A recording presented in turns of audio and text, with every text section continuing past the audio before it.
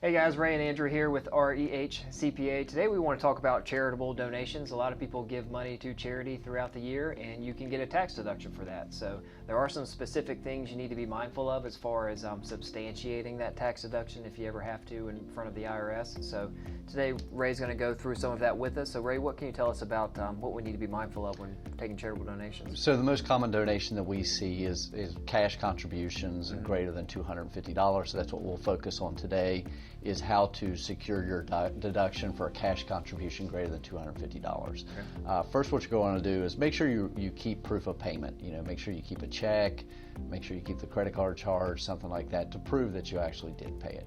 The other thing is to make sure that it is a qualified charitable organization. Make sure it's a 501c3 charity before you do it. These GoFundMes are not charities. We see that all the time. Yeah, giving money to your neighbor because we see people all the time. Well, I donated to my neighbor for his health. It was $100. I'm like, yeah. Doesn't really work that way. It has to be a 501c3 charity. So make sure you can even go to the IRS website and look up these charities, make sure they're legit before you do it. Also, and probably one of the most important things that most people don't do, is get a letter from the organization confirming the donation.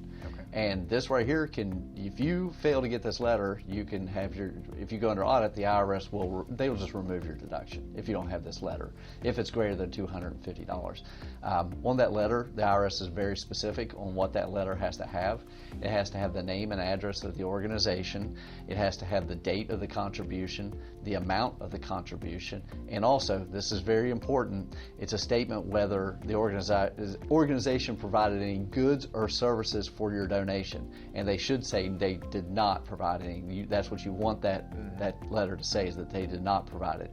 And also, if it's a church, you also want it to say that the only benefit received was religious benefits, nothing else. So that sounds really small, those items, but the lacking those items will end up in you losing your tax deduction if you go under audit.